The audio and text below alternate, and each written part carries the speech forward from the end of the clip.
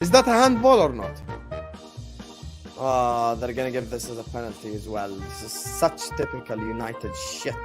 You wanna hear the worst part? It's gonna be a penalty and they're gonna send Willian off. Oh, United winning this 2-1. No, but how can you know from that angle if it hit his hand? He's gonna give the penalty. Oh, God. Mitrovic wants to punch this referee, and rightfully so. That's shoulder right there. Here they go. Luke Shaw. I'm ending it. Sabit just scored. I'm not even gonna do this. I'm genuinely not even gonna do this watch along anymore. This is the first time ever I'm gonna end a watch along 15 minutes before. A great game ruined by an idiotic referee. It's typical, so typical. Good game ruined by a shit referee. I'm out, man. Stop it. Get some help. Welcome back to the Football Terrace. Make sure like buttons are being hit. You're subscribing. It's the fan channel review this morning. What a fan saying about the weekend's football. Hit the like buttons, as I say. I want your comments, but hit the subscribe button and the bell notification button. If you don't press the notification button, trust me, YouTube will never tell you when we're going live. The algorithm is not your friend. You 311,000 beautiful and wonderful subscribers. Also, scan that QR code that's right next to me for the exclusive link to our top 6 podcast that comes out twice a week on Spotify. Go check it out now. There's a lot of outrage surrounding Man United. You just heard there, Dom Husam, corruption, the referee cheated, United paid the referees. How can Mitrovic get sent off when Bruno Fernandes did an outrage yesterday at 2 clear red cards? Let's take a little listen here. How can we have Bruno Fernandes shoving in lines with? Oh, it's fine. It's Man United. They're a top two wrongs club. don't make a right, do they, Harry? No, they don't. But how can it be now we're talking about Mitrovic's lengthy ban? Did anyone talk about that with about Fernandes? Yeah. Yes. Yeah, we did. We did in Well, here. We definitely. Yes. And I'm glad TalkSPORT said that. Big up TalkSPORT here. I said the same thing yesterday. I was getting berated by people. But Bruno pushed the referee in the back. Well, what did I say on my stream? Exceedingly lucky to be on the pitch. Very lucky to not get a long-term ban. And I said it was an absolute disgrace what he did. I ain't some TikToker that's biased. Man United fans said he was lucky to not get a red card. They criticized every element of Bruno in that game. The whataboutism here is unbelievable. The question is, does Mitrovic deserve to be sent off, yes or no? You saw tweets regarding this yesterday. Man United's born referee Chris Kavanagh issues 3 red cards to Fulham, who are playing a team from Manchester. Bruno pushes a ref, no punishment. Mitrovic pushes a ref, red card. Crazy thing about Mitrovic's red card is that Bruno Fernandes would have been suspended if he'd have got the same decision against us, which he didn't and scored. The standard of officiating in the Premier League is a joke. And listen, I've been calling out the refereeing for the last few weeks. And I said it last week, and it's literally a week later, done exactly what I told you all.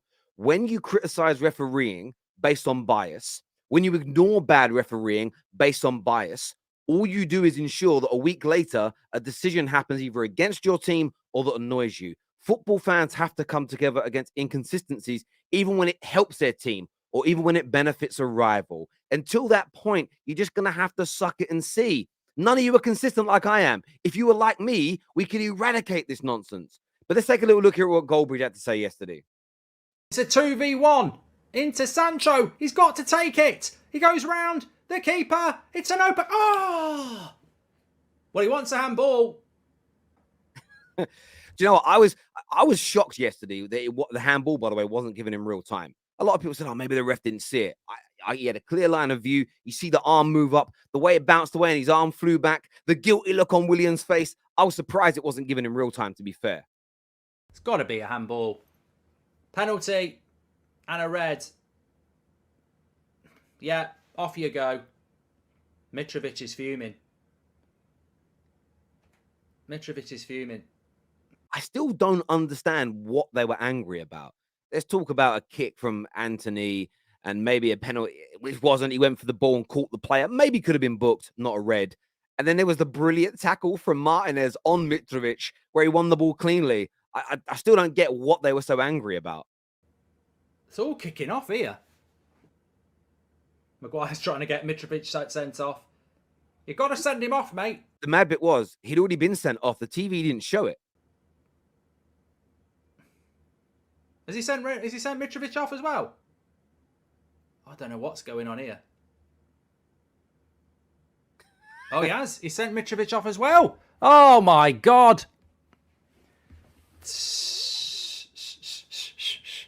We're so He can't hold it in. He can't hold it in.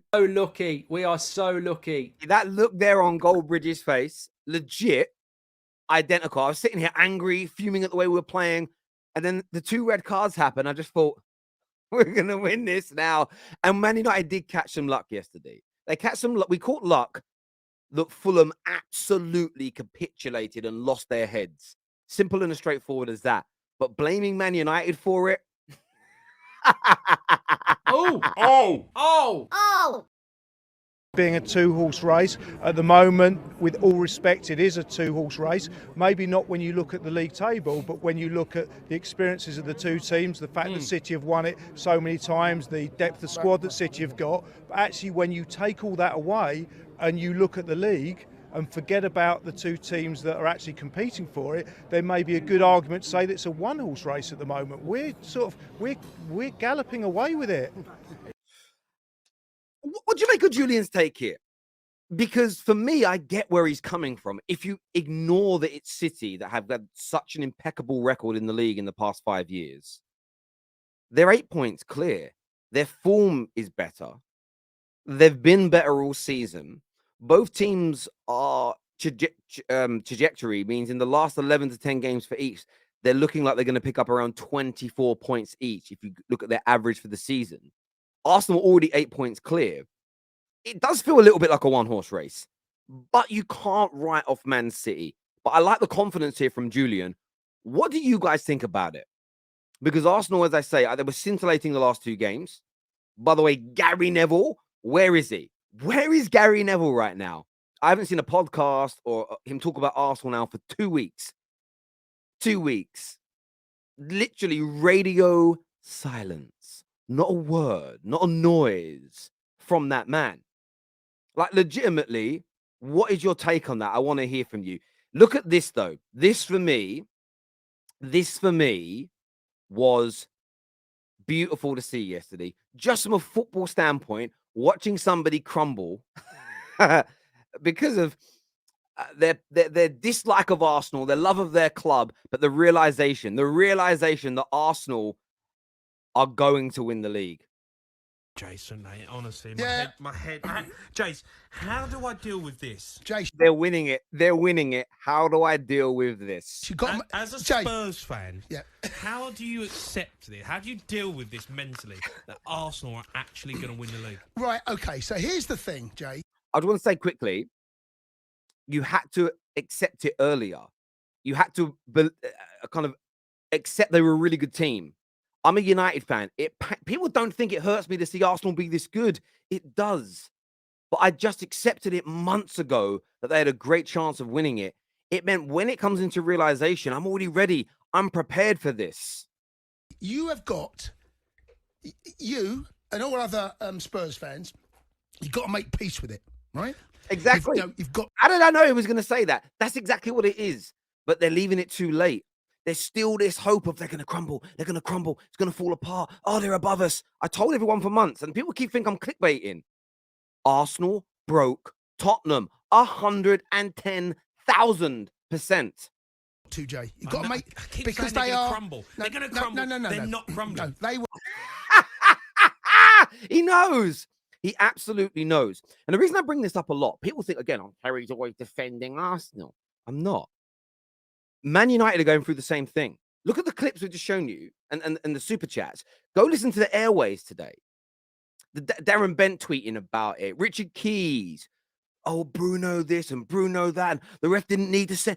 I've seen people say the ref didn't need to send Willian off yesterday. The hate and annoyance that United are on their way back to the top ruins people. And Arsenal have gone through the same thing.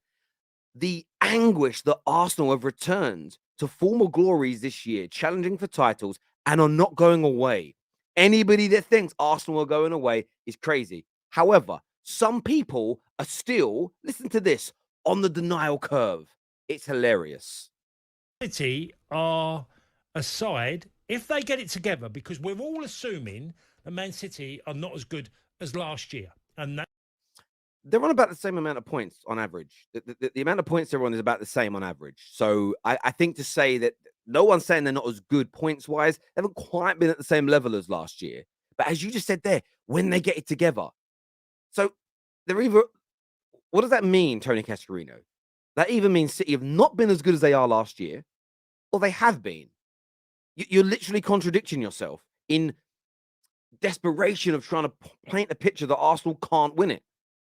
That's why they're slightly behind. This Man City team now looks like the second half of the season, they're going to be better than they were in the first. So they've not been as good as last year then, or they have. I don't understand. They weren't quite the team in the first part of the season before the World Cup. So they weren't then. I'm really confused by this video now. They've come back and they're gradually getting the momentum going of a team that's going to do a lot of damage. Think about it. Arsenal away at the Emirates. What a performance that was. The way they took Arsenal apart. Two mistakes from Arsenal rather than taking them apart, but okay. The way they beat Leipzig, they can knock out, obviously, Bayern Munich. They can, because they're good enough. And Bayern Munich are not quite as good as what they've been in years gone by. Sensational from City. And I think that's the biggest fear I have for Arsenal not winning the league, is that City are gradually getting slightly better. But not better than Arsenal. If you look at this great run of form they're in, Arsenal are still playing better, winning better, performing better, and have been all year. Listen, City can win the league. Let's not get it twisted. City have the ability to win the league without a shadow of a doubt. But this writing off of Arsenal is crazy. This mental gymnastics to big up City and push down Arsenal, it's still crazy mid-March with 10 games to go that this is going on. Come on, I don't even understand the analysis now from these professionals. This is what I expect to see from fans, just like this. Inconsistent and overrated team wins again. The most inconsistent and overrated team that are top of the league and won more and lost less than anybody else. Jammy win for Arsenal. Jammy, the Premier League title race is nowhere near over. Manchester United are only 19 points behind Arsenal. See, I'm a Man United fan. I'm a United fan, but this is just funny. I used to get annoyed at these people. I now love this guy. Because like, he's putting his face on the internet, being a clown just for our benefit. Thank you, brother. Arsenal. Bear in mind, we've got 2 games in hands. We're going to win the quadruple. My boots. Oh, my goodness. Listen, another great fan channel. Really. Thank you for all the clips. As I say, every week, nearly all of them are sent in to me by you. You tag me on Twitter, you DM me, you send me links and whatever else it may be. Some of you now even send me the raw video, which is amazing. It makes my life easy. So thank you. Hit the like button before you leave. Subscribe and click the bell notification button as well. Hugely important that you get that done. On top of that, scan that QR code right there on the screen or click on the link in the description to follow the Top 6 podcast on Spotify. Until next time, my people, take care. Goodbye. God bless. And I hope that Dom Husam is feeling better.